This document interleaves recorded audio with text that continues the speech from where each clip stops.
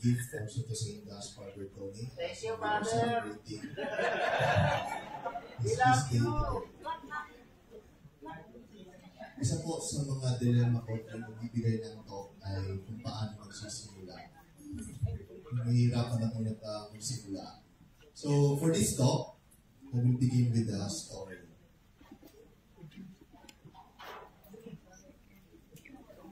May isang babae, ang trabaho niya ay vendor, nagbibenta ng isda sa palengke. And at may isang babae din, isang office worker. Ang babae ng benta ng isda ay isang Catholic, isang Katoliko. At ang office worker na babae naman ay isang miyembro ng Iglesia ni Cristo. May member ko ng Iglesia ni Cristo dito? Dati. Okay. And then, itong dalawang babae ay nakasakay sa isang jeep. So, siguro, yung babae na naglalako ng isda ay pupunta sa palengke. Tatlo lang sila pasahero. Tatlo lang sila. Then, at one point, ang jeep ay dumaan sa isang simbahan. Dumaan sa Baclaran Church. At pagdaan sa Baclaran, ang naglalako ng isda ay nag-sign of the cross. Diba? Ito yung ginagawa natin palagi. Tuwing dumadaan tayo sa simbahan, tayo ay nagsasign of the cross. Iba pa nga, dahil mabilis yung takbo ng jeep, ang bilis ng sign of the cross. So, ito yung ginawa ng babae, nung naglalako ng isda. Nag-sign of the cross siya. And then, ito ay nakita ng isang, the other passenger, isang pasahero, isang iglesia. Tapos sabi niya, bakit kayo mga Katoliko, tuwing dumadaan sa simbahan, nagsasign of the cross? Ito yung tanong niya. Hindi niya kilala yung nagtanong sa kanya. Kaya nagulat siya. Ba't ako biglang tinanong? Nag-sign of the cross lang naman ako. Pero, sumagot yung babae, sabi niya, yung nagdala ko ng isda. Sabi niya, kasi ito na yung tinuro sa amin simula ng bata pa. Na kapag dadaan sa simbahan, ay dapat rumispeto at mag-sign of the cross. Tapos sumagot yung babae, hindi yung cross ay simbolo ng kamatayan. Diyan pinapatay yung mga taong makasalanan. Simbolo yan ng kamatayan, bakit mo yan ginagamit? Tapos, sabi ng naglalang ko ng isda, kasi sabi ko po yung sabi ng parish priest namin. Sabi ng parish priest namin na kailangan magsign of the cross kasi kami ay naniniwala, nananalig sa tatlong persona sa iisang Diyos, Ama, Anak, at Espiritu Santo. Sabi niya, tapos sumagot yung babae, hindi yung kamatayan, simbolo yan ng kamatayan, yung cross, simbolo yan ng kamatayan, ibig sabihin, hindi Diyos ang sinasamba ninyo, kundi kamatayan. At isa pa, nilalagay niyo ba sa tuktok, taas ng simbahan ng inyong cross? Ibig sabihin, ang kamatayan ang inyong sinasamba. Tapos nagalit yung babae, sabi niya, bakit kayo? Saan ba namatay si Manalo? Sabi ng office worker, sa kama. Bakit di kama ilagay niyo sa taas ng simbahan? Mga kapatid, nandito tayo ngayon para pagnilayan itong limang sugat ni Kristo. At sa pagninilay natin, bilang mga Katoliko, bilang mga kapanalig ng limang dambana ni Kristo, ay dapat alam natin ang rason kung bakit 5 wounds ang ating patron. Kung bakit why we are devotees of the 5 wounds of Jesus. Dahil may rason ang lahat. There is reason for everything. Human beings are free. We are free to choose and not to choose. To decide and not to decide. Human beings are free. May rason ang lahat. So dapat, bawat isa sa atin dito, ay may rason kung bakit tayo nandito. Bakit tayo nandito? Why we are devotees of the 5 wounds of Jesus. Why am I a Catholic and not a Muslim? Diba? So bakit alam natin kung bakit tayo Katoliko? Bakit dapat alam natin kung bakit tayo nagsasign of the cross? Alam natin ang ating pananampalataya. Alam natin ang 4 pillars of the Catholic teachings, diba? The Our Father, the Creed, the Sacraments, and the 10 Commandments. Dapat alam natin ito para pag yung iba magtanong sa atin, yung mga curious na mga tao, alam natin kung ano yung isasagot natin. When I was in grade 4, ako po ay nagkasakit. Alam mo itong mga seminarista. I shared this to them already. Grade 4 nga. I was grade 4. Ako po ay nagkasakit. May related sa tiyan. So, napakasakit na ng tiyan ko. Ako ay dinala sa ospital. And then, for 3 days, doon ako. At walang findings na nakita. Walang findings. So, yung mga magulang ko ay nag-aalala sa akin. They were very worried about that. Dahil ako ay hindi ko alam kung ano yung nangyayari sa akin. Hindi alam ng mga doktor. So, dinala ako sa hospital sa Cagayan de Oro ay walang findings for 3 days. At ako ay nag-stop sa pag-aaral for 2 months. Nag-leave ako. So, sa pag-aaral for 2 months dahil sa sakit ng aking tiyan. At walang findings. Kaya, yung ginawa ng mga magulang ko, Quezon Province, usong-uso yung albularyo, diba? So, galing na akong hospital, walang findings. So, dinala ako sa albularyo. Isang napakalayong bundok, parang bundok, dadaan ka pa sa isang minahan, mining area, maglalakad ka pa. Tapos nasa bundok talaga. Kasi wala nang ibang paraan na naisip yung mga magulang ko para mawala yung sakit ng aking tiyan. Dahil ako po ay bata, ay ako ay masakitin. Palagi nagkakasakit. So, hindi nila alam. Kaya dinala ako sa albularyo. Pagpunta sa albularyo, bininan ako at sinabi, ito ay sinapian. Sinapian daw. Tapos may sumusunod daw sa akin na isang kaluluwa, isang ghost na nagkakagusto. So parang ganun yung ginagawa. So sabi ng albularyo, para mawala yung sumusunod sa iyo, sa kanya, gabi-gabi, sabihin mo ito bago matulog. Eque fraile brio. Ano ibig sabihin nun? Hindi ko alam. Kaya, gabi-gabi, yun yung sinasabi ko. Kasi yun yung sabi ng albularyo.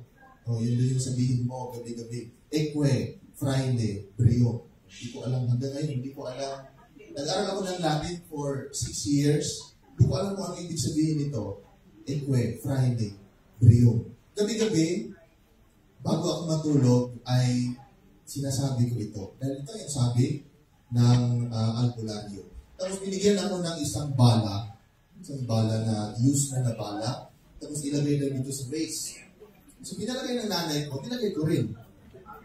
Nilagay ko rin kasi yung sakit sa tiyan ko hindi nawawala. At wala nang ibang paraan na mag-isip yung nanay ko. Ito po, totoo, true story ito. Ito yung nangyayari sa probinsya.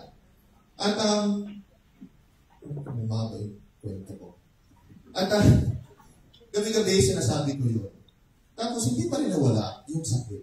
Hindi pa rin nawala. Hindi nawawala. So, parang wala namang espiritu na sumusunod sa akin. Kasi wala namang pero hindi pa rin nawawala. Tapos isang araw, April 5, fiesta ng San Vicente Ferrer. Tapos, may kugman ito. Kugman. Ako po ay from Puerto, Agusan, Tablon, Bale, Kugman. 4 barangays apart from sa aking barangay. At doon, fiesta ni San Vicente Ferrer, dinala akong nanay ko, nagsimba kami. And then, doon daw sa simba, habang nag-misa, umiyak ng nanay ko, nagdadasal, dahil hindi alam kung paano, ano nangyayari sa akin. So, binasa niya ni nanay, and sinabi niya na iaalay daw ako sa Diyos, gano'n, para mawala lang yung sakit sa akin siya. And then, after a week, nawala. Nasabi ng nanay ko, because of St. Vincent Ferrer. So simula nun, from grade 4 until now, every time ako po ay mag-birthday, ng March 18, yung nanay ko at ang buong pamilya, kahit wala ako doon, ay magtunubina sila to St. Vincent Ferrer. So ito yung rason kung bakit ngayon ako ay devotee ng ni San Vicente Ferrer. He's a healer. Siya ay nagpapagaling. Hanggang ngayon. So every birthday, nagsisimba yung nanay ko, magtunubina sila to St. Vincent Ferrer. So ako ay devotee ni San Vicente Ferrer. So there's a reason why I am a devotee. So the reason the Romans built their great paved highways was because they had such inconvenient footwear, according to Montesquieu. Montesquieu. So a French writer. Diba? So may rason ang lahat. Kayo, ano po ang rason ninyo bakit kayo nandito? Why are you here? So, sa mga seminarista, dahil pinapunta ko. Pero kayo, ano ang rason ninyo? Bakit kayo nandito? Okay. Why are you a devotee of the 5 wounds of Jesus? Diba? Bakit tayo mga devoto ng 5 sugat ni Kristo?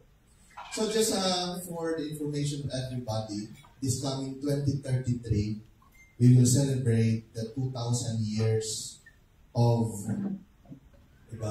yung pinaka-root foundation ng ating devotion. The devotion started 33 AD dahil ang ating devotion goes back to the Paschal mysteries of Jesus, the Passion, Death, and Resurrection. Kaya dito sa Shrine of the 5 Wounds, dito dapat yung paghandaan natin na for this coming 2033, 2,000 years na itong 5 wounds of Jesus. Jesus died 33 AD, 2033, 2,000 years na ang 5 sugat ni Kristo. So now, we'll start. Scriptural foundation of the devotion to the 5 wounds of Jesus. So, sa mga tanong ay yung 5 sugat ba ni Kristo ay nasa Biblia? The answer is yes. Ito po ang pag-uusapan natin ngayon. Babahagi ko sa inyo ngayon. So there are 4 passages that talks about the wounds of Christ. Not necessarily the 5 wounds of Jesus, but the wounds of Jesus. At then itong 4 na passage na ito, pagninilayan natin upang mas maunawaan natin ang scriptural foundation ng 5 sugat ni Kristo. So first is John 19, the Gospel of John, chapter 19, verse 34. And then the letter of Paul to the Galatians, chapter 6, verse 17. And then the first letter of Peter, chapter 2, verse 24. And then the book of the prophet Isaiah, chapter 53, verse 5.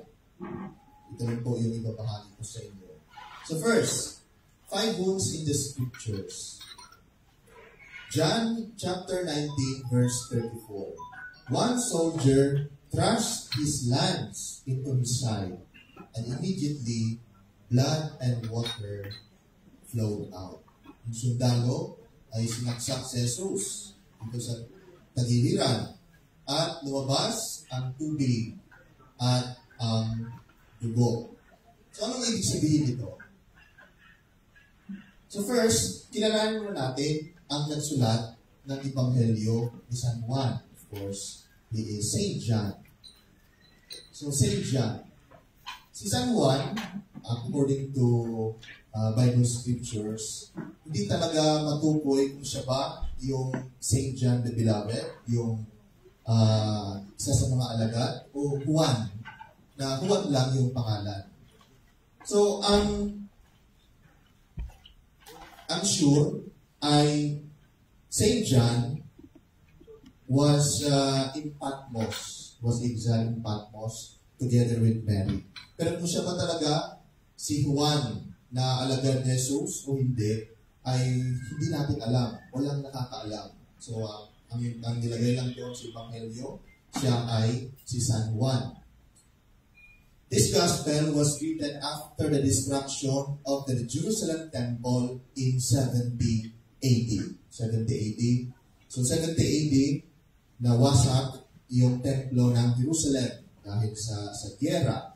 So afterwards, ito ay sinulat. So kung pupuntahin natin, 33 AD, namatay si Jesus. Itong Ebanghelyo ni San Juan ay sinulat 70 years pataas. So medyo matagal na. Diba? During the persecution of Emperor Domitian in 81 to 96 AD, Christians all over the world were dying. If we are going to go back into the history of the Catholic Church, simula pagkamatay ni Jesus, hanggang 3rd or 4th century, ang mga Kristiyano ay pinapatay. Diba? Hindi tanggap ang mga Kristiyano sa mundo. Sila ay tinutugis, sila ay pinapatay. So, it was during this time, 81 to 96 AD, that the Gospel of St. John was written. When Christians were offered evangelization, that Jesus, the one to believe and trust in for life and salvation, perform acts of salvation in Christ, might not cut. Para hindi maputol yung tradisyon. So, ito yung sinulat niya, itong Ebanghelyo niya. Now, what is the relationship of the Gospel of St. John to the other Gospels? Because we have 4 Gospels in the New Testament, right? Matthew, Mark, Luke, and John. Ano yung relationship ng tatlo ng mga Ebanghelyo? The Gospel of Matthew was written primarily to Jews, para sa mga Hudyo. So, sinulat ito ni Mateo para sa mga Hudyo, giving evidence of why Jesus was the long-awaited Messiah. Because even after the death of Jesus, the Jews didn't believe that Jesus was the Messiah. Hindi sila naniwala. Kaya si Mateo, sinulat niya yung Ebanghelyo niya para sa mga Hudyo, para maniwala sila na ito, si Jesus, siya ang Mesiyas na inaantay ng lahat. Siya ang magliligtas sa lahat. Now, the Gospel of St. Mark. St. Mark was primarily written to the Romans and Gentiles. Pag sinabing Gentiles, mga hindi Hudyo. Giving evidence of why Jesus is the reason for faith and living. Sa apat na Ebanghelyo, ang pinakaunang nasulat ay kay San Marcos. Siya ang pinakamalapit talaga sa kamatayan at muling pagbuhay ng Jesus. It was written to the Romans, for the Romans and Gentiles. Then the Gospel of St. Luke was written to Greek philosophical thinkers who wanted a more orderly account, so to analyze who Jesus was. Sino ba talaga si Jesus? Now, these 3 Gospels, they are called Synoptic Gospels. Matthew, Mark, and Luke, Synoptic Gospels. Ano ibig sabihin ng synoptic? From the 2 words sin and optic. Pag sinabing sin, mga synonyms. Synthesis. Ano pa? Synchronize. Synchronization. Ano ibig sabihin nun? Same, di ba? Optic. Pag sinabing optic, optical, mata, di ba? So, synoptic gospel means, itong tatlong ito, Matthew, Mark, Luke, kung titingnan niyo mabuti, sila ay same lang, magkakarehas lang. Sabi ng mga Bible scholars, na itong si Matthew and Luke, kinopya nila yung Ebanghelyo nila kay San Marcos. Okay, ito yung pinagbasihan nila. Pero may iba't iba silang audience. Sinulat nilang Ebanghelyo nila for a particular audience. So, synoptic gospels. Ngayon, bakit na iba yung Ebanghelyo ni St. John? Dahil the Gospel of St. John was written way later, di ba? After the destruction of Jerusalem. Itong tatlong Ebanghelyo na ito, sinulat before the destruction of Jerusalem Temple. Nasa mga 50s to 70 AD. So ito yung mga nauna Dahil yung kay San Juan, yung purpose lamang niya ay para mapagpatuloy yung tradisyon na para sa next generation. Itong tatlong Ebanghelyo may particular purpose sila. So John comes along nearly 20 years later without a specific audience in mind. But tinago niya. He starts off with declaring Jesus as eternal, ever-existing, born into the world for the whole world to save the world. He gives thoughts and answers to arguments for both Jews and Gentiles, to thinkers and the common person, all of whom need a Savior. Ito yung pagkakaibahan ng Ebanghelyo ni San Juan. Now, the Gospels, the four Gospels are not meant to be detailed biographies. Hindi sila biography ni Jesus. As they each tell their true story to their audience. But, they do not tell us everything.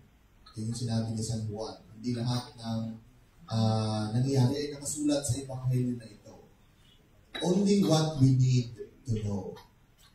So what they do is select the teachings best suited for their audience and that are most important and necessary for our salvation and spiritual growth, penned by human writers, being led by the Spirit. So dapat natin maunawaan na nagsulat nito ay mga tao. Okay? Mga tao guided by the Holy Spirit. Ito yung totoong guided by the Holy Spirit. Okay? So, they are human writers being led by the Holy Spirit. Okay? So, basahin natin John chapter 20, 30 to 31. Now, punta tayo sa kaniyang passage tungkol sa sugat ni Kristo. One soldier thrust his lance into his side, and immediately blood and water flowed out. The soldier, so unang character, the soldier who bears our Lord's side has been called by the Roman Catholic writers Longinus, which seems to be a corruption of, I don't know how to read this Greek, lonche or lonche, Father Romulo. A spear or dart, the word in the text, okay, Longinus, spear or dart.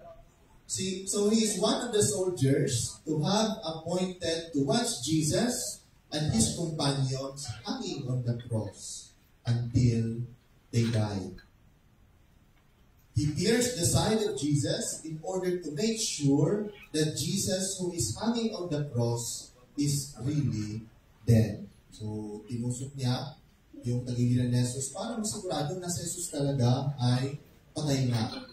So tradition tells us that this man was converted, that it was he who said, truly, this was the Son of God. That he traveled into Cappadocia and there preached the gospel of Christ and received the crown of martyrdom. So, siya si Longinus.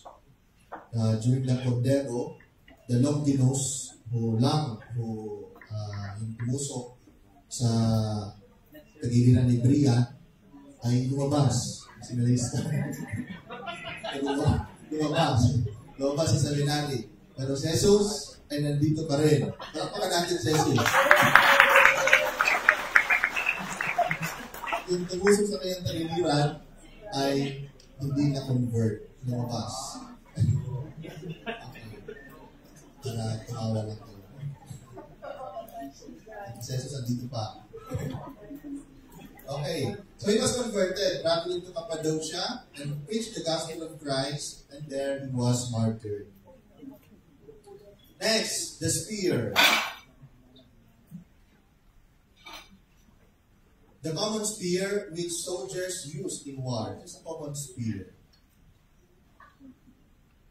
There can be no doubt that such a stroke from the strong arm of a Roman soldier would have caused death if he had not been already dead.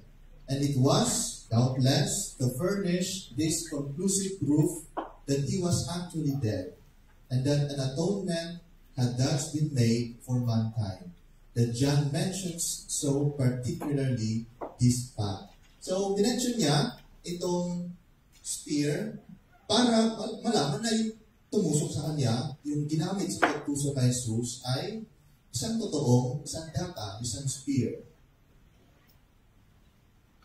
No, the following circumstances be remembered, showing that death must have ensued from such a wound. The Savior was elevated by a little from the ground to be easily reached by the spear of a soldier. So the wound must have been diagonally upward, pataas, dahil naka-elevate si Jesus, to have penetrated into the body. And as he could not have stood directly under him. Diba? Kasi nga, naka-elevate si Jesus, so yung pagtusok sa kanyang tagiliran ay padiagonal, pataas, hindi siya vertical. It was probably made with a strong arm, and with violence. So malakas yung pagkatusok dahil ito ay isang sundalo, and with violence. So the spear of the Roman soldier was a lance which tapered very gently to a point and would penetrate easily. Ito yung ginagamit sa mga giyera. So konting tusok lang ay masusugatan ka talaga dahil ito ay isang totoong sandata. The wound was comparatively a large wound, isang malaking sugat. It was so large as to admit the hand, in John 20, chapter 20, verse 27, it must have been at least 4 or 5 inches, 4 or 5 inches in depth, and must have been such as to have made death certain. Yung tinusok ay nasiguradong patay na talaga. So, yun yung ginamit, yung spear. Third, the pierced side. Ito yung isa dito sa mga tinatanong natin. Saan ba talaga tinusok si Jesus? Sa kaliwa o sa kanan? Saan tagiliran? Diba? Kasi parang dito sa Bible, sa simbahan, iba din. Yung Bible sa entrance, kung nandun pa, nasa kabila. Yung dito sa altar, nasa kabila. Saan ba talaga? Saan tinusok si Jesus? Alam natin na tinusok siya. Pero sa kanan o sa kaliwa? Tingnan natin. Whether it was the right or left side of Jesus that was pierced has been a matter of serious discussion among experts. And on this subject, they are not yet agreed. Okay. So, hindi ito faction mga naniniwala na si Jesus ay tinusok sa kanan dito or sa kaliwa dito. So, walang nakakaalam kasi wala namang camera dati na kinunan yung pagtusok, kinunan yung tagiliran. Saan ba talaga? Okay, ito si Luke, a famous painter whose piece of the crucifixion is at Augsburg, has put no wound on either side. Wala siyang nilagay nung ginuhit niya, pinintan niya sa Jesus. Wala siyang nilagay. When he was asked the reason of this, he said, I will do it when I am informed which side was pierced. So, safe tayo. Safe tayo. Safe. So, wala nilang nakakaalam kung saan. Dito ba sa puso, o sa kaliwa, o sa kanan.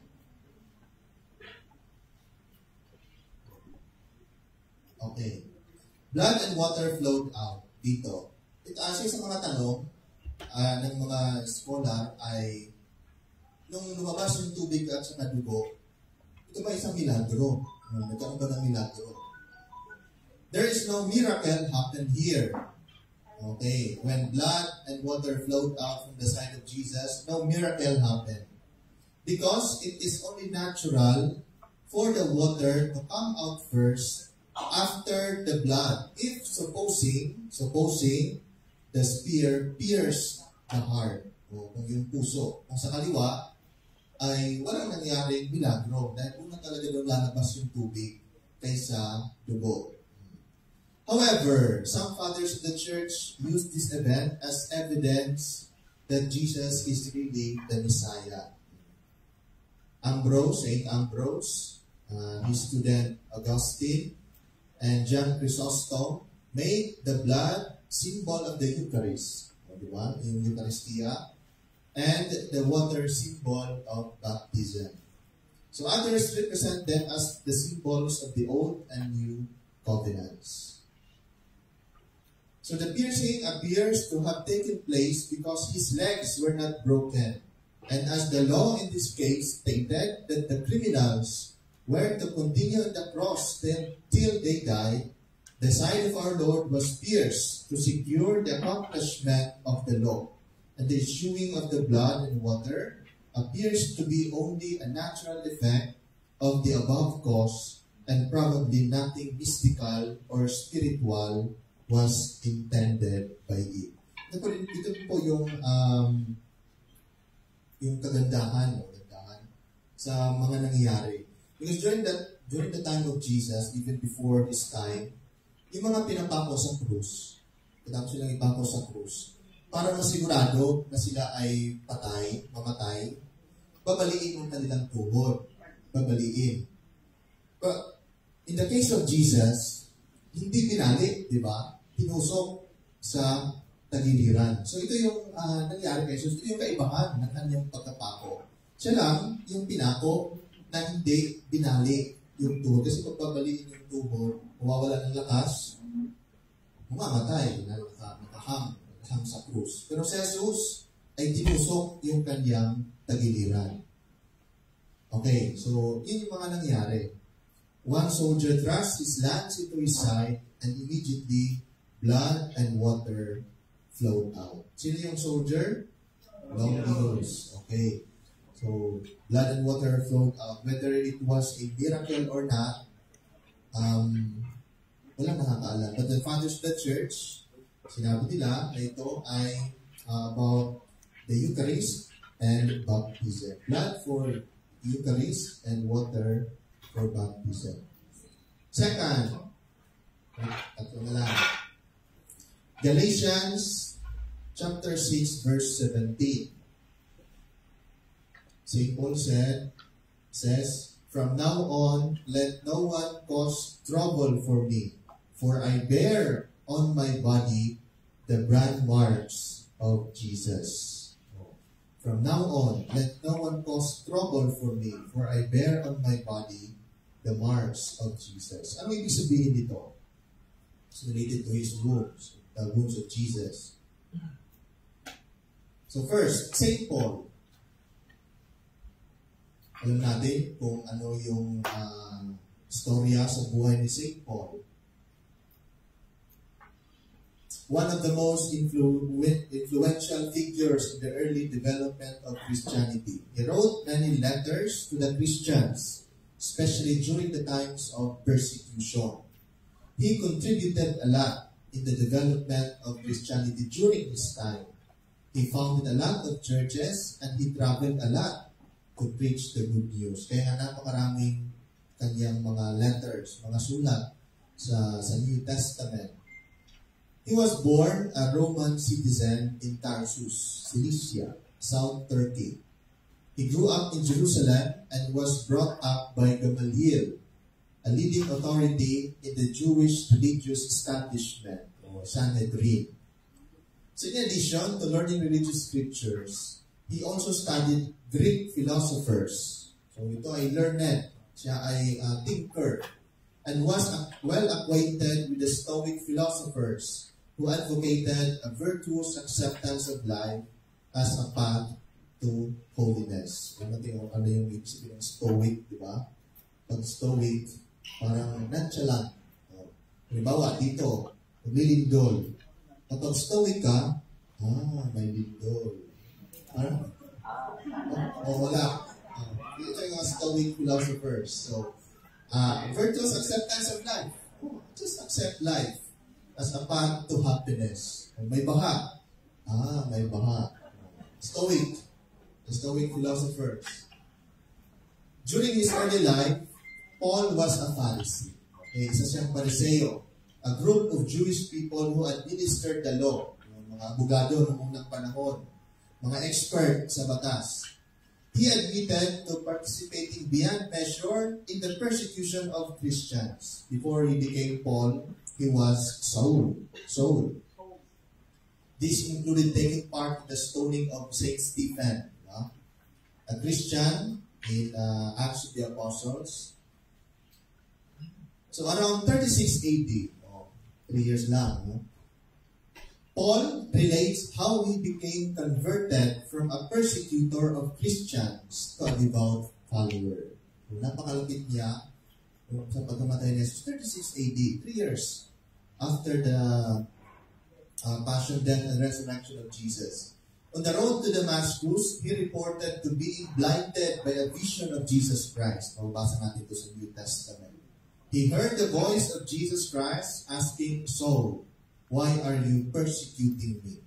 And then he replied, "Who are you?" And the Lord said, "I am Jesus, whom you are persecuting." So after this, for 3 days after the vision, he remained blind. Siya ay nabulag and undertook a fast.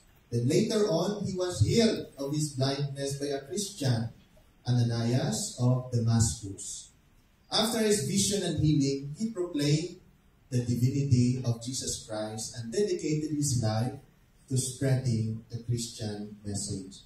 From being a persecutor to being evangelizer. May napakaganda po, diba? Paul explained that he was a servant of Jesus Christ and his unexpected conversion to Christianity was due to the grace of God and not reason or intellect.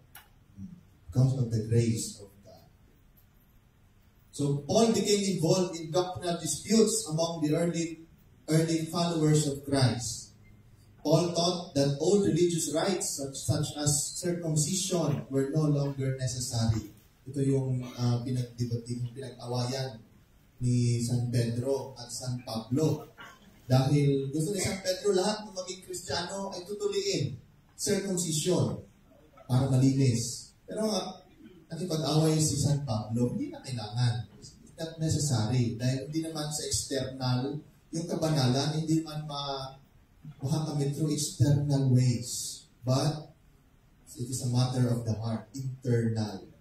Hindi sa mga kinakain ng tao, kundi kung ano yung lumalabas dito. Diba?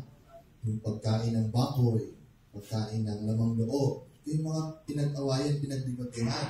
Then sa Old Testament ay, di ba, may mga sinabi sa Book of Leviticus na ito ay dapat hindi kainin. Kasi marumi ito. Ito ay marumi. Yung lamang loob ay marumi. Yung Old Testament, ang kabanalan hindi nagdepende sa kung ano yung pumapasok sa bibig ng tao, kundi kung ano ang lumalabas nito. Hindi ka nga kumakain ng dinuguan, ng baboy, puro naman mura, yung lumalabas sa bibig mo, ay hindi ka pa rin magiging banal. Diba? Hindi external, but internal. At dito, nanalo si Pablo. Paul taught that faith in the redemptive power of Jesus Christ, who died on the cross to save sinners, was the essence of Christianity. Ito yung mga simbahan, mga lugar, mga bansa na kanyang cities na kanyang pinuntahan. Corinth, Asia Minor, modern day Turkey, Galatia, Thessalonica, Ephesus, Philippi, and then Rome. Died in Rome. Now, we proceed to his passage about the wounds of Jesus. From now on, let no one cause trouble for me. Simula ngayon, wala nang paano ba ito sa Tagalog? For I bear on my body the brand marks of Jesus. Anong ibig sabihin ito? From now on, from henceforth, henceforth, for the remaining time, that is during the remainder of my life, from now on, okay, let no one cause trouble for me. This implies that he had trouble of some kind, and he earnestly desires that he may have no more. Ito rin yung gusto natin, di ba? Na mawala yung ating problema, mawala yung ating mga sakit, mawala yung, basta wala. Ito yung gusto natin. Then, for I bear in my body the marks of Jesus. Anong ibig sabihin nito? Wala nang wala nang mag-aalala sa hindi na ako mag-aalala dahil tinato ko na, nasa katawan ko na ang sugat ni Jesus. The marks, the wounds of Jesus. So the word here rendered marks. Stigmata. Okay. Stigmata means properly the marks or brands which are pricked or burned in upon the body. Noong unang panahon, yung mga slaves, mga alipin, ay nilalagyan sila ng brand, di ba? Para malaman na ikaw ay alipin. Diba? May alipin ako. Lalagyan ko ng mark. Diba? C, lalagay ko dito, isusunog dito, para malaman na siya ay alipin ko. So, marks or brands burned in upon the body. So, slaves were sometimes branded by their masters to prevent their escape para hindi makatakas. Diba, kung makatakas man, makita ng ibang amo, may C dito. Kaya ano yan? Alipin niya ni Carlos. So, gano'n, ibabalik. So, hindi makatakas yung alipin. To prevent their escape. And so, devotees to an idol god sometimes cause to be impressed on themselves the name or image of the divinity which they adore. So, noong unang panahon din, kapag ito ay may god o idol, para magpapatato din yung isang tao. Lalagay sa katawan para malaman na ikaw ay sumusunod sa idol na ito. Okay. So, Herodotus mentions a temple of Hercules in Egypt, in which if any slave took refuge and had sacred brands or marks impressed on him, stigmata, he thereby devoted himself to the god, and it was not lawful for anyone to injure him. Hindi na siya nasusugatan dahil siya ay devoted na sa isang Diyos-Diyosan. So many have supposed that Paul here says in allusion to such custom, ito yung tradisyon ng unang panahong kultura, that he had the name of the Redeemer impressed on his body, na siya ay nagpatato ng Jesus sa kanyang katawan. Ito yung assumption. And that he regarded himself as devoted to him and his cause. No, from now on, hindi na ako mag-aalala dahil nakatatak na sa aking katawan ang sugat ni Kristo. So, noong unang panahon, nag-assume sila na si Pablo ay may tato. May tato sa kanyang katawan na Jesus. At wala na makakagalaw sa kanya dahil itinatak niya sa kanyang katawan si Jesus. It seems that by these marks or brands, he refers to the wound which he had received in his body, the marks of stripes and sufferings which he endured in the service of the Redeemer. He had repeatedly been scourged, di ba? Sa pag-evangelize sa San Pablo, siya ay kinulong, siya ay nilatigo, siya ay marami siyang pinagdaanan. He bore the marks of that on his person now. They were the evidences that he was devoted to the Savior. He had received them in his cause, and they were the proofs that he belonged to the Lord Jesus. He had suffered for him and had suffered much. So having suffered, having the evidence that he belonged to the Savior, and having by his sufferings given ample proof of that to others, he asked to be freed from further molestation.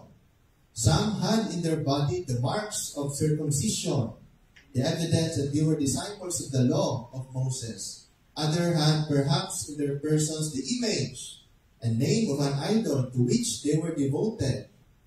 But the marks which he bore were the wounds which he had received by being again and again whipped publicly in the cause of the Redeemer. So hindi siya nagpatato ng Jesus sa kanyang katawan.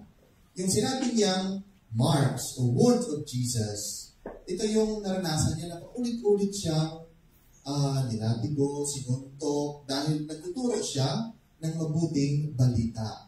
So, ito yung ibig sabihin ng passage na ito. To that Redeemer, therefore, he felt himself united, and that from that attachment, he would not allow himself to be diverted. How often has an old soldier shown his scars with pride and exultation as a proof of his attachment to his country? Diba sa mga sundalo, pupunta ng gyera, mag-ipagyera, nasugatan dito, sa tainga, magkaka-award, diba? Magkaka-award. So, promotion, dahil nasugatan. Numerous scars, the loss of an arm, an eye, or a leg are thus the much valued and vaunted pledges of attachment to liberty and a passport to the confidence of every man who loves his country. The same is true with Paul. Yung mga sugat na natamo niya sa pagpapalaganap ng mabuting balita, ito yung kinoconsider niya na I have in my body the brand marks of Jesus.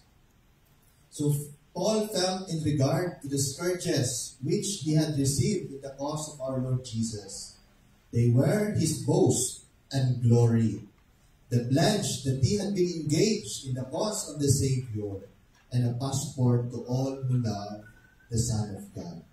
Christians now are not subjected to such stripes and scourgings. Sabi ko nga kanina, in the history of the church, after 33 AD until 3rd century, Christians were persecuted. Pinapatay yung mga Kristiyano. Pero ngayon, wala na. But let us have some marks of our attachment to the Lord Jesus. So by a holy life, by self-denial, by subdued animal affections, by zeal in the cause of truth, and by imitation of the Lord Jesus, and by the marks of suffering in our body, if we should be called to it, let us have some evidence that we are His, and be able to say, when we look on death and eternity, we bear with us the evidence that we belong to the Son of God. Sa aking pag-aaral, tuwing may pagpapakilala sa classroom, I am Father Carlos Avenido, a member of the Congregation of the Sacred Stigmata of Jesus Christ. After magpakilala, may magtatanong sa akin, saan yung mga sugat mo, Father? Sabi ko, nasa puso. To us, that will be of more value than any ribbon or star indicating elevated rank, more valuable than a diamond, more valuable than the brightest jewel that ever sparked on the brow of royalty. Kung tayong mga devotee sa 5 sugat ni Cristo, hindi na natin kailangan pagpalagay ng sugat. Okay? Yung mga suffering natin, yung mga problema natin, yung mga sakit natin, yun na yun. They are the brand marks of the suffering, of the wounds of Jesus. So hindi po ibig sabihin na magiging mga devotee kayo ng 5 sugat ni Cristo ay hindi na kayo magkakaproblema, hindi na kayo magkakasakit. Okay? Mas marami yung problema darating sa inyo. Amen? Okay. So, problems, sufferings, trials, they are the brand marks of Jesus. Okay, so now, from now on, let no one cause trouble for me, for I bear on my body the marks of Jesus. So, dahil sa mga sufferings na pinagdaanan ni St. Paul. Third, itong dalawa ay short na lang. Kasi parang same na naman ibig sabihin. First, letter of Peter, chapter 2, verse 24.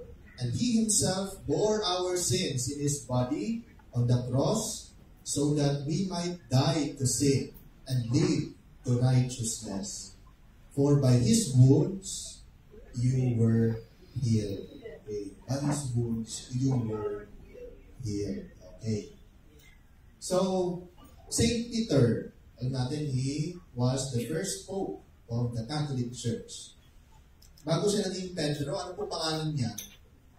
Simon. He was Simon. Because there was this question, bakit daw yung Santo Papa ay nagpapalit ng pangalan?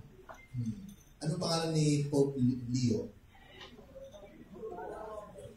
Cardinal Robert Francis Prevost. Father, bakit yung mga pangalan ng Papa pinapalitan? Bakit nga ba pinapalitan? It goes back to Peter, di ba? When Jesus founded the Catholic Church, he said, from now on, Simon, you will be called Peter. Anong ibig sabihin ng Peter? Ang bato. Ang bato.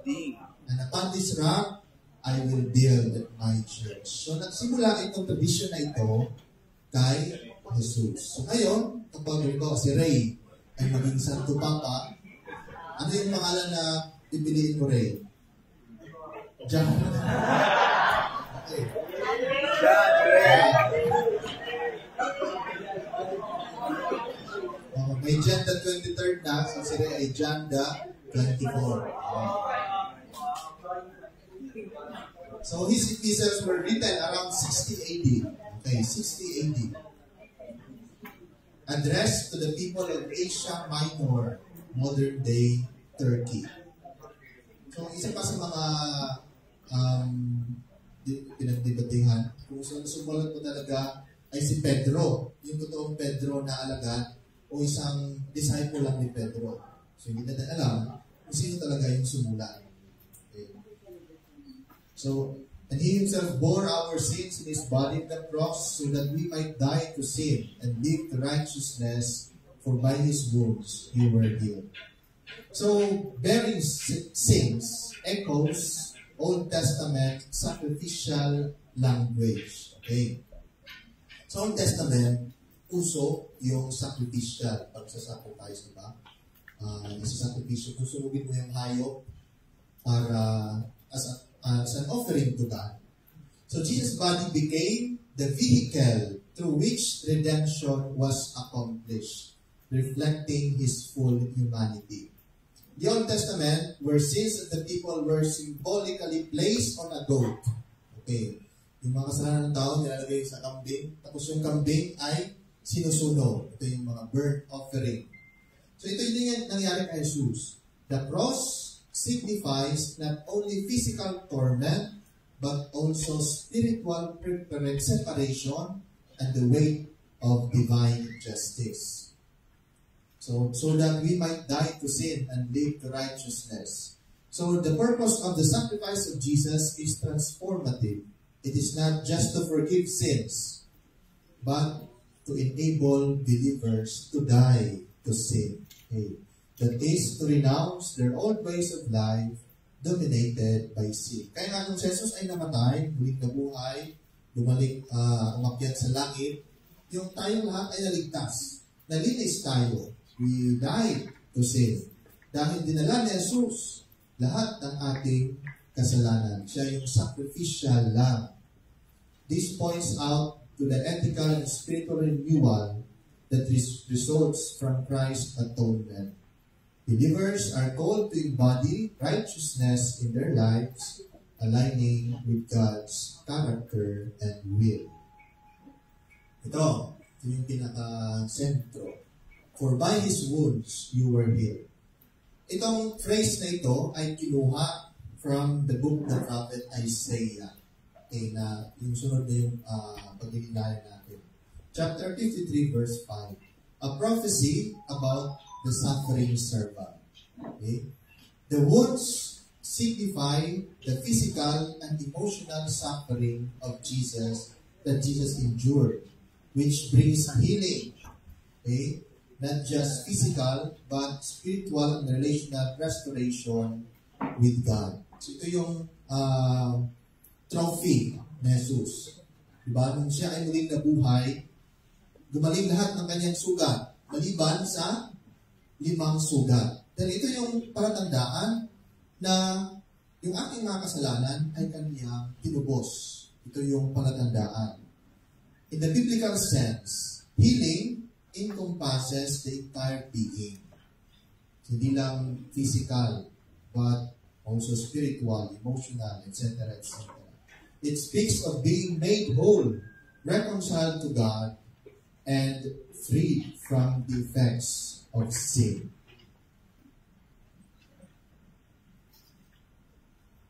So, ito yung nangyari, okay? Okay, last. Ito ay parang parehas lang sa passage ni St. Peter. But he was pierced for our transgressions. He was crushed for our iniquities. The chastening for our well-being fell upon him, and by his scourging we are healed. The letter of St. Peter is from the New Testament. Itong book of the prophet Isaiah is from the Old Testament. Sino to si Isaiah? Si Isaias. Isaiah is one of the major prophets of the Old Testament that holds a significant place in biblical history and theology. He prophesied during the 8th century BCE. BCE means before the Common Era. Okay. Roughly from around 740 to 700 BCE, during the reigns of Uzziah, Jotham, Ahaz, and Hezekiah, kings of Judah.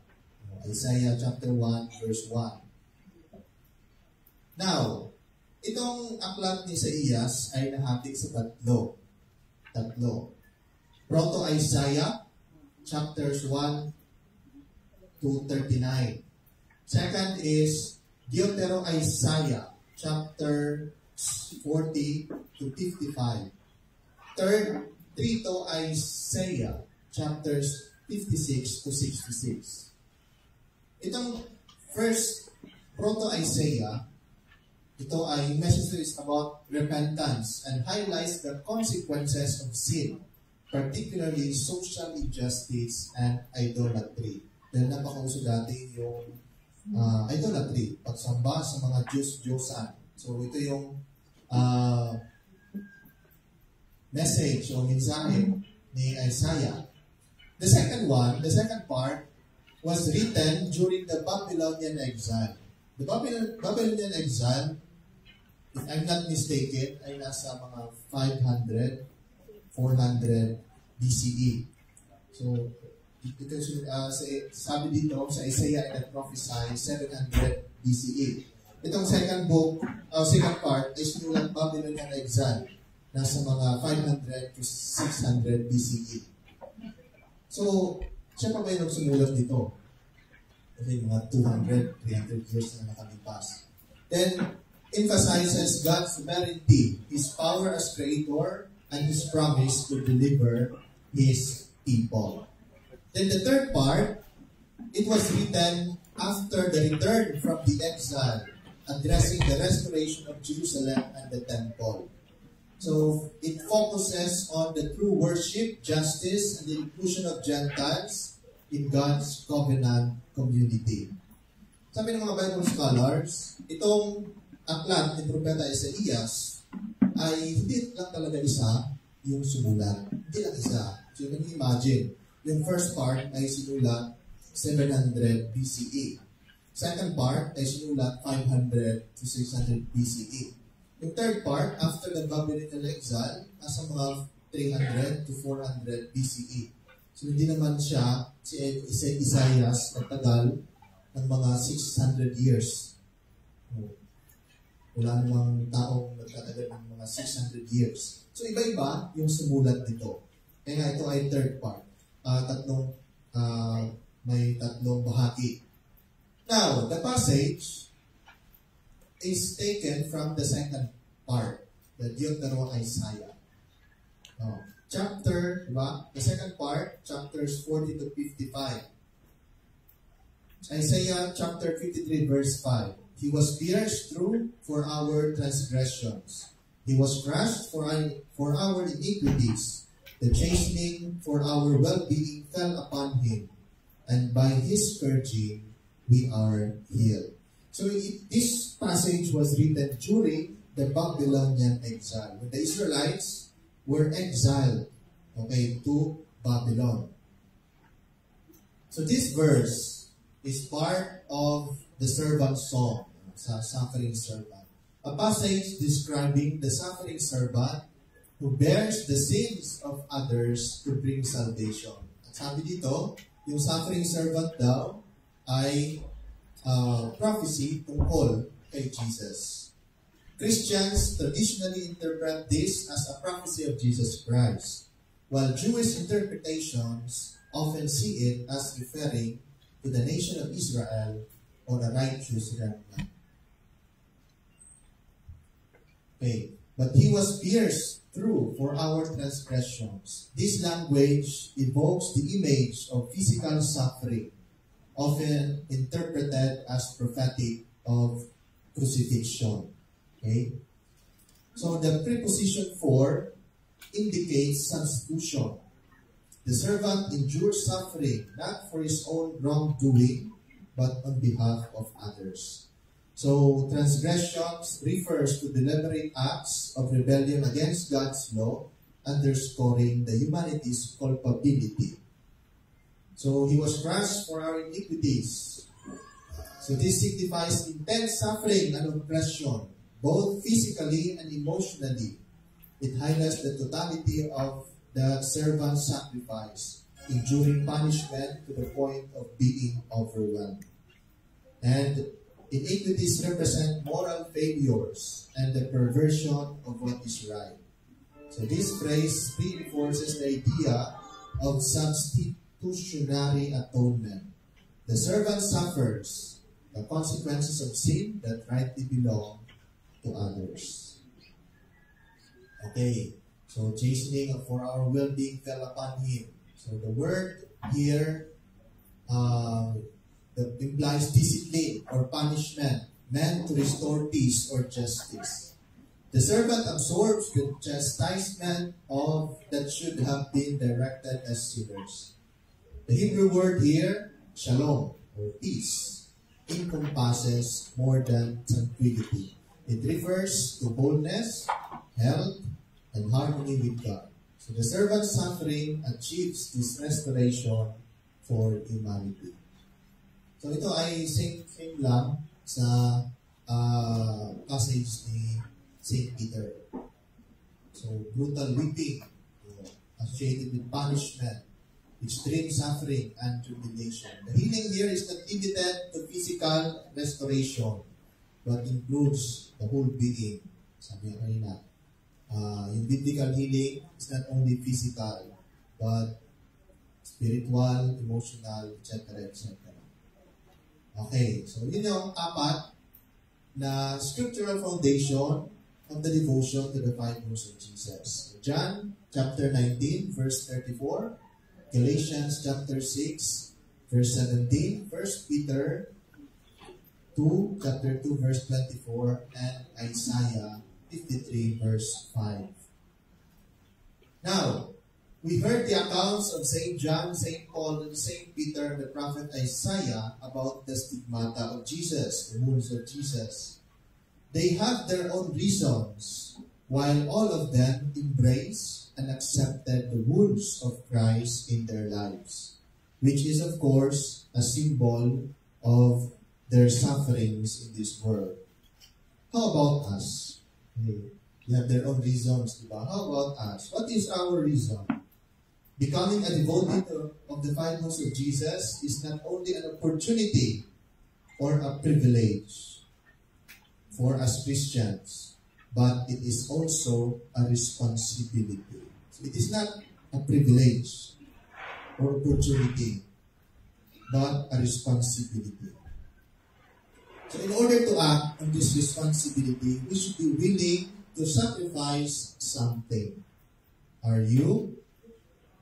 One responsibility is proclaiming Jesus.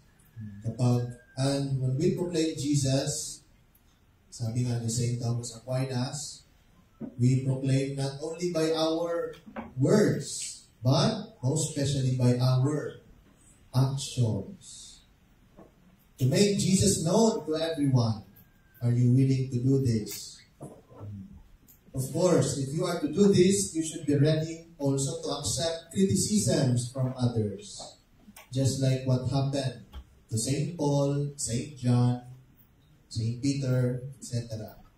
So becoming a devotee to the followers of Jesus is not a privilege, but a responsibility.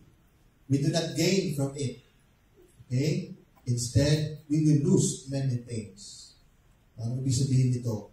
We don't gain from being a devotee of the followers of Jesus, but we will lose many things. There's a story.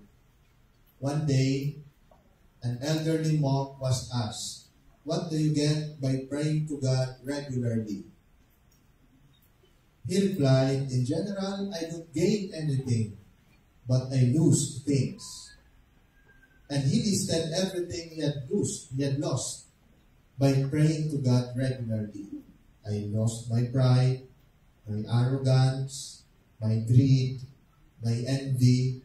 I have lost anger, falsehood, ingratitude, impatience, despair, and discouragement. Wala siya nakuha, ay nawala pa sa kanya. Pero ano yung mga nawala sa kanya? Yung mga negativity. Negative, arrogance, pride. Same is true with us. Ano na yung makukuha? We're becoming a devotee to the followers of Jesus. But, hopefully, may mawawala sa atin.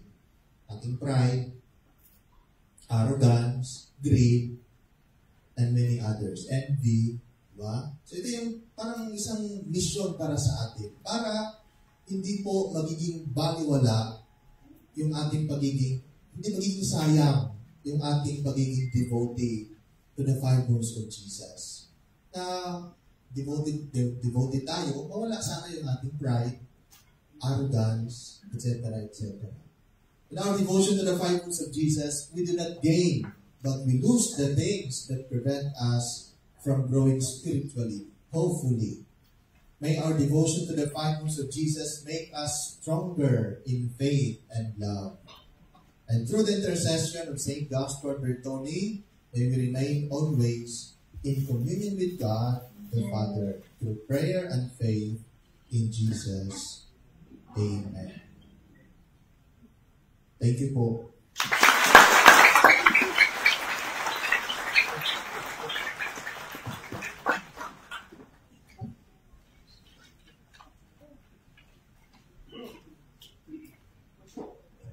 Thank you, Father. Father, could you stay here po for the prayer? Hindi pa tapos yung tanong. Okay. So, we would like to open the floor for questions or reflections or sharings. Ayan po. So, di ba? Ano yung unang pick natin? Galing ko.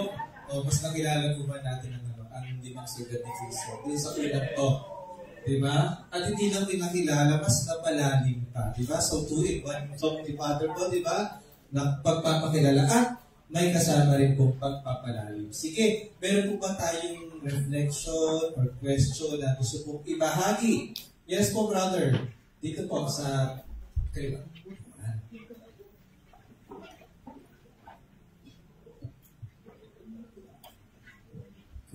Good morning. Julian from COM4. With regards to the biblical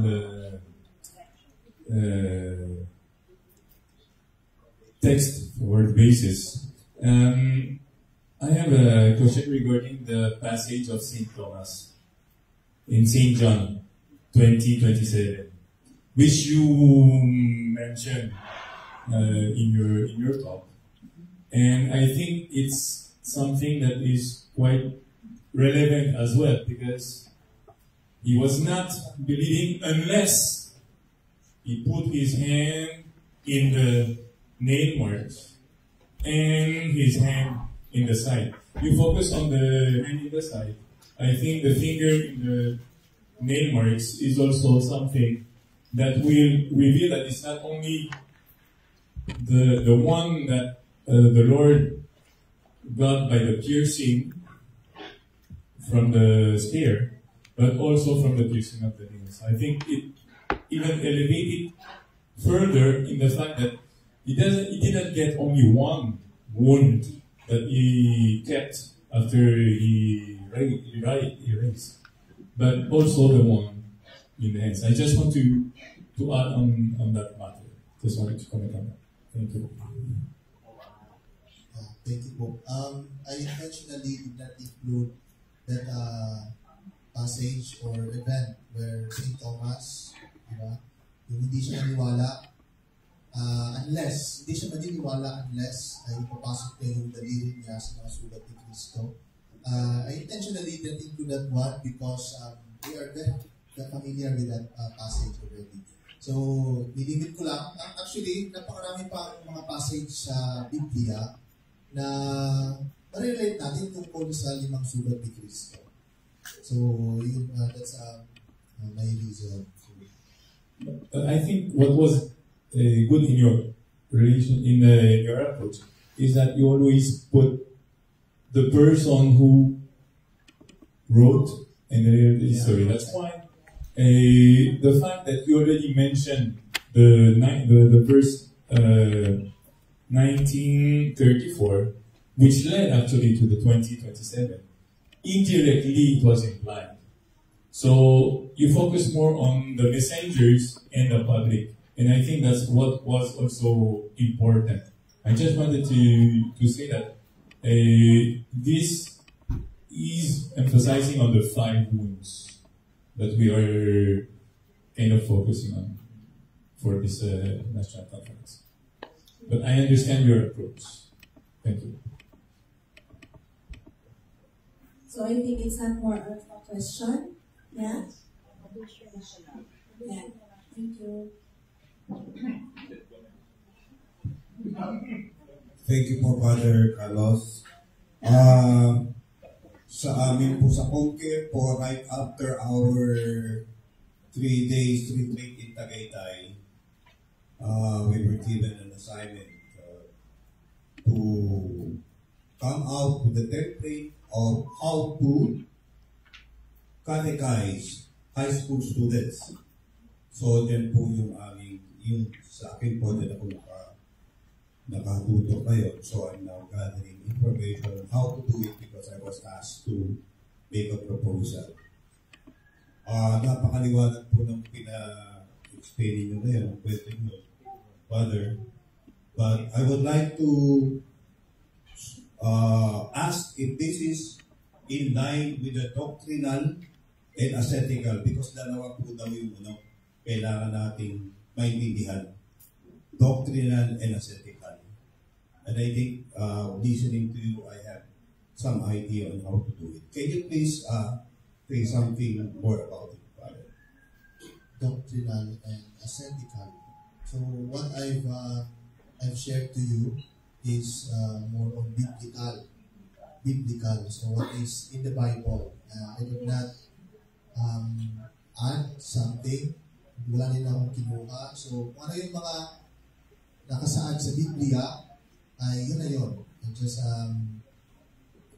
may dinagdag na ako ng mga the author, about the life of the author, yung mga experiences nila, the setting, etc. etc. So,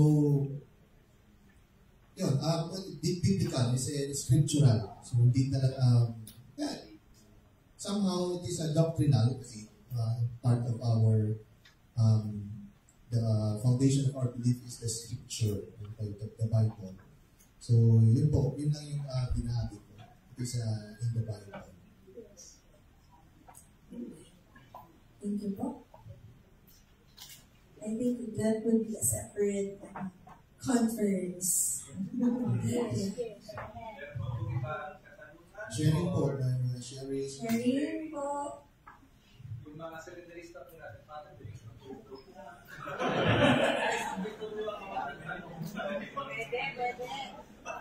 Sharing po. Good morning, Father. Thank you very much for the biblical reflection. It's very well describing you, how you were recognized in your graduation. First, very well manifesting how good you are. For just a reflection and sharing, particularly from us, from the Ministry of Lectures, Commentators, and Psalmists, in which we always deal with the scriptural readings, the Word of God, something like that. The reflection that you just shared that, somehow, for me, I guess, and the same with the ministry, this further enhance, this further deepen us. And one thing that really struck me most is that the reason for such is being responsible. The reason is responsibility. And furthermore, we reflected on it that sufferings or the wounds that do not really say more that is physical, but it's say more how we suffered. And when we suffer, we also live with Jesus Christ. And thank you very much for the reflection.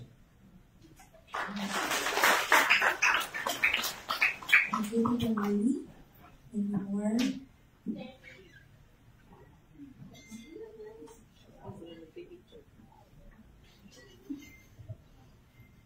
Father, ang tanong ko po dun sa glorious votes, kung sa pagbabalik po niya ay naging pa rin yung whole or healed na siya. Kasi glorious body na siya, di ba? Bilang po. Okay, so pag sinabing glorious body, after the resurrection of Jesus, nung siya ay muling nabuhay, yun na yung glorious body.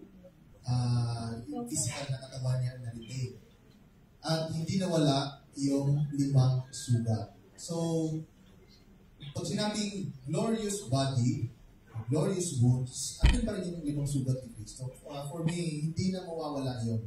Kasi yun yung palatandaan na tayo ay inubos niya. In the scripture, di ba? Sa Bible, after He resurrected from the dead, ay hindi na nawala yung 5 sugat. At nung nag-resurrect na siya, yun na yung glorious body. Glorious body na yun. Hindi na magbabago yung kanyang katawan. Pag sinabing glorious body, wala nang, hindi na tatanda, hindi na magkakasakit, wala nang problema sa perfect body. Ito yung perfectong katawan.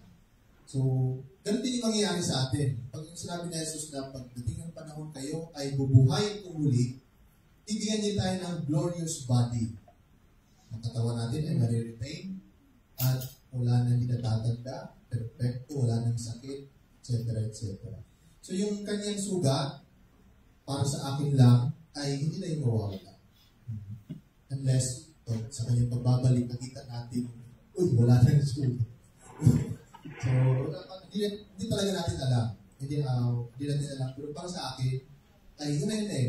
Nung siya ay muling nabuhay, hindi gumaling yung kanyang 5 sugat. So, hindi na yung mawawala. Yun na yung glorious wounds. Glorious body. Siguro, Father, I would like to add to that. Yung instance where St. Thomas was still doubting, ang sakit na Jesus, ipasok mo ang daliri mo sa sugat sa aking kamay. Therefore, there will nandun pa rin yung sugat. So that's my answer.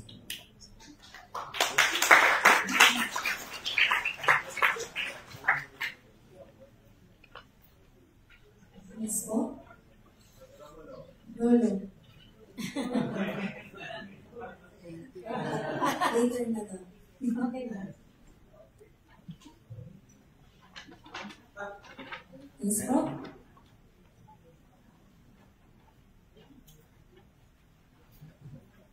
Thank you, Father, for reminding us the importance of reflecting using the words of God.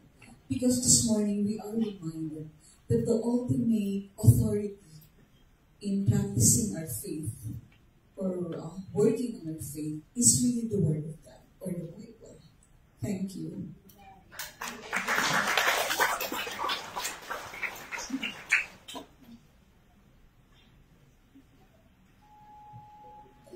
Meron pa po?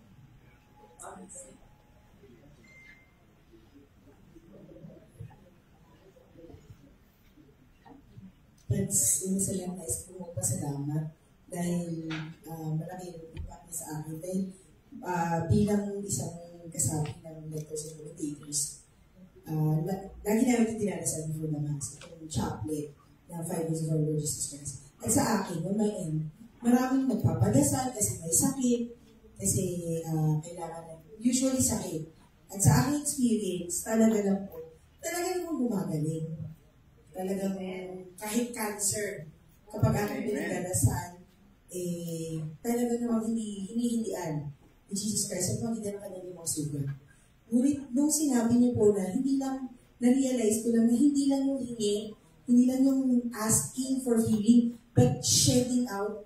Ibig sabihin na po nawawalan din pala ako, mawawalan din pala sila nitong pride, nitong anger. Naisip ko lang po kasi itong mga kasalanan ko, yung nagpa-flash sa kanina, sabi ko, salamat sa Diyos kasi hindi ko yung alam ko yan. Alam ko lang kasi nanghihingi sila ng panalangin. Kaya ako sila pinagdadasal at sinasama sila tuwing ako ay nag-chaplet ng 5 wounds. Ngunit, nagpapasalamat lang din po ako dahil nakakatuwa na ito din po pala ay maaaring mawala sa akin sa magitan ng pagdadasal ko dito sa limang sugat ng Jesus at sa kanila ng hari na wala akong pinagdasal. Kaya salamat po today.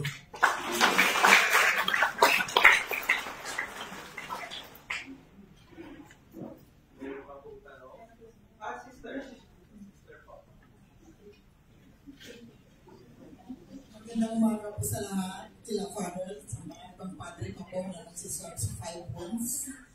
Hindi po kaila sa inyo, 10 taon po ako sa Iglesia ni Cristo. So, masyado po akong natuwa nung ako po ay nanyayahan doon sa group or community ng BEC, same thing doon sa community ng Mandates of the Lord, at dito po ako masyado nag-focus aside from Anowin, sa Italia 500. So, very blessed po ako kasi po natiwalag po ako sa Iglesia ni Cristo. Naging po ako lost shepherd for a long time. Pero po sa guidance din ng Holy Spirit, hindi po ako lubusang naligaw. Mayroon pa rin pong nag-guide sa akin. Inspired ako po ay Tiwalag, Luzon, Visayas, Mindanao. Di po ba sobrang hiya, naliliit ako. I was as tiny as the sun in the shore. Pero po, very lucky din kasi may community nag-adapt sa akin. Yun nga po yung BEC, yung Handmaids of the Lord. Plus, nabubulabog din po yung ko sa Italia 500 sa din. So, parang feeling ko po noon ang akong matiwalag po ay parang wala na po akong Jesus, walang everything, wala ng Lord, wala ng church, wala na po. Parang sabihin na po natin diretsahan, lagalag na po ako. So gusto ko man po magmas, wala akong mapagsimbahan, sarado po ang kapilya. Unlike po sa Christian or Catholic, the door of the church is widely open, welcoming me to worship anytime. Hindi sinasara. Walang oras, walang karheta, wala lahat. So, I was so grateful kasi po, welcome na ako dito. So, after po matiwalag ako, naramdaman ko po yung I was really alone. Hindi ko po naisip na we have Jesus to guide me. We have the Holy Spirit to guide me also. So, first and foremost, very thankful po ako na may BEC community sa 5 months. Sobra po akong happy. So, na-encourage din po ako na mag-join ng Halo Patron. I used to join Halo Patron since 2023. Then, nag-ano rin po ako dito sa Handmaids of the Lord, another community, plus the Anawin. Pero, parang nagpo-focus po ako dito. That's why nandito po ako ngayon. I want to listen. I want to learn. First and foremost, very grateful ako. Napakaraming tao. Welcome pala kagaya kong Iglesia Cristo. Sobrang happy po ako. Honest ko na yan. Kasi po, damang natiwalag ka, sobrang hiya mo eh. Pero ngayon, welcome ako ng Church of the Five Words, ng Peace Community. Sobrang po akong nagala. Kasi po, feeling ko nung natiwalag po ako, saksak po ako ng mga kasalanan.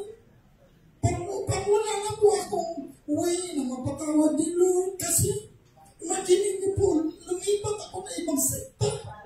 Pero I was born baptized with Catholic. So, I was surprisingly, bakit sa loob na 10 taon, hindi po ako nagising? I was very blinded. Yun po, siguro pinuha pa ako ng Holy Spirit. Uy, magising ka na, naliligaw ka na. Paano ka na?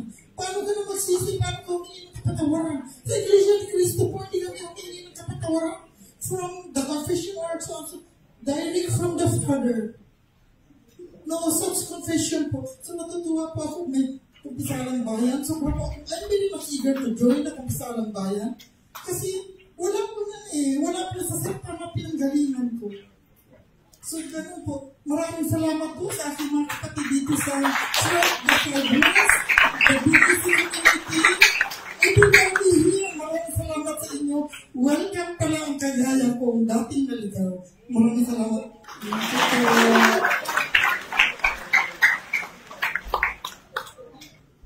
Si Sister po ako. Ang Holy Spirit sa atin. Sige po, Sister. Good morning po sa lahat.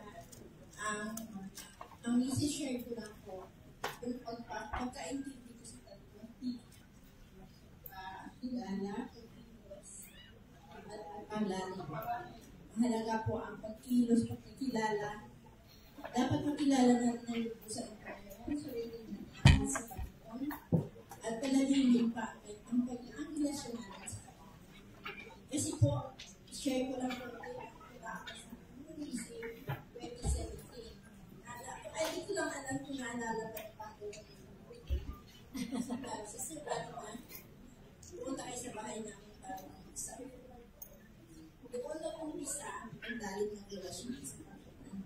Binigyan niya ako ng pangalawang buhay. At yung pangalawang buhay nito kasi 2017 na-opera na siya. Heart attack naman. Na-survive ko lang dahil pinalanin ko ang relasyon sa Panginoon.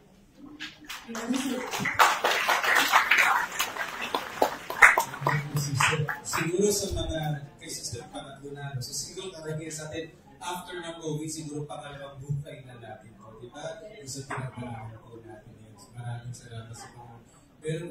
Meron pa po?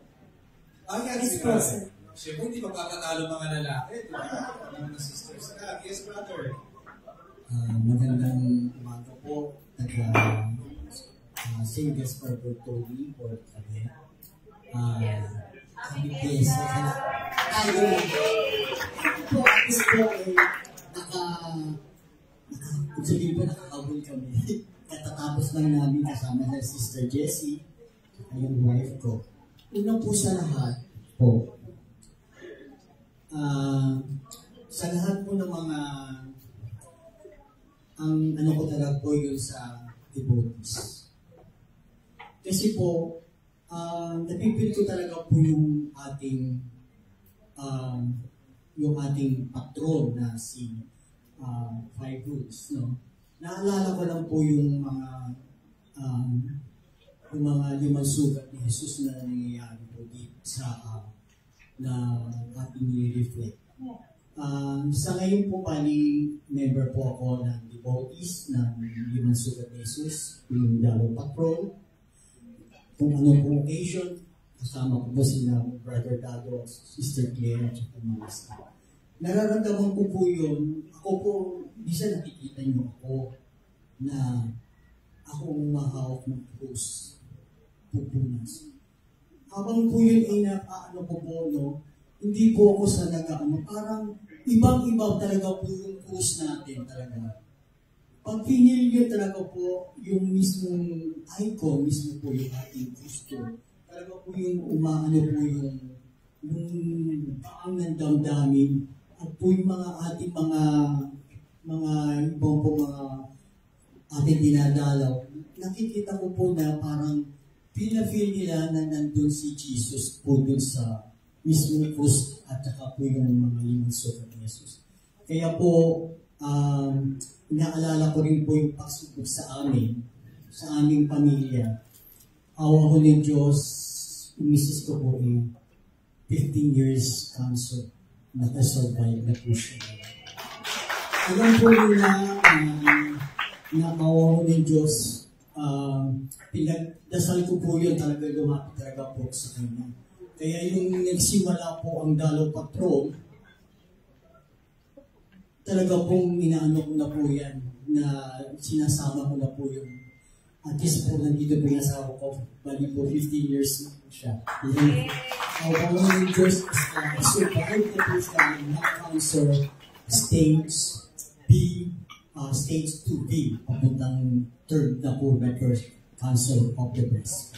Ngayon po, ang inaano ko lang po, natutuwa lang po ako at this first national conference, sana po sa susunod po, sana mas malaki tayo at mas malawak po ang ating sabi po na may kanya-kanya po tayo at ipag-ano po natin yung ating Dalaw Patrol, ipalaganap po kung saan po para po maging national na po siya o international po.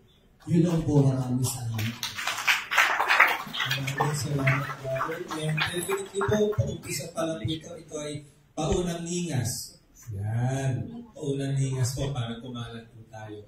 Meron pa pong gustong mag-share? Si sister. Ako, natin share din sister. Hindi man daw, habol din. Ako naman po i-share ko sa PEC head po. Totoo po na sinasabi ng lahat na kailangan maging malalim po yung ating pananalig sa Panginoon. Ako po, gaya rin po nila na nung first time ko lang po talaga sa PEC is wala po akong alam. Kahit po sa gospel, hindi ako marunong. Pero dahil po nag-guide po ako ni Sister Dorothy as a PEC, siya po talaga yung nagturo sa akin kung paano i-handle ang isang PEC commission. Yun po. Yun nga po, dahil po dito sa mga kasamahan ko, dahil po sa kanila, kaya po ako nandito sa harapan ninyo. Yun nga, bilang BEC, nagpapasalamat po kami lahat na nag-guide po kami lahat ng mga supportive na pare. Pare Romulo, maraming salamat po sa BEC founder po. Father Gerson as advisor po. Maraming salamat at sa lahat po ng mga ministries po dito. Maraming salamat. Okay, thank you po. Okay na po? Meron pa po ba? Ayan. Okay, ayan. Kung wala na pong mga tanong, comments, or reflections, we would like to thank Father for enriching us, enlightening us with the richness of scriptures and the words of Christ. Father, wag ka muna umalis. Thank you. Pero dahil dyan, meron po kami ibibigay sa inyo. We would like to invite Father Gerson, Father Dan, and Kuya Gudo to award the Certificate of Appreciation. Okay, so read as Certificate of Appreciation proudly presented to Reverend Father Carlos Avelino, CSS, for his invaluable contribution as a resource speaker during the first National Conference to the Five Wounds of Jesus in the Philippines, given on the 12th of June 2025 at the Holy Spouse Hall of the Shrine of the Five Wounds of our Lord Jesus Christ in Las Piñas City. Signed with the Fred Luciano, A-Head, Parish Pastoral Council and Shrine Council, Reverend Father Dennis P. Ato, CSS, Parochial Vicar, Reverend Father Jerson Ray Abelito, CSS, Parish Administrator, and Reverend Father Abel L. Maguines, CSS, Parish Priest, and Shrine Light. Yay! So, huwag po sana natin kalimutan yung sinabi ng Father, ano yung reason natin, bakit tayo devoto. Sabi nga niya, being a devotee is not a privilege, but a responsibility. So, responsibility natin na i-share si Christ sa iba at ipalaganap yun. Ipalaganap ang devotion. Okay, maraming salamat po, Father. At this point, dahil tayo nakilala natin at dumaling-galing po tayo ng konti, per table po, magkakaroon po tayo ng good shade. Okay?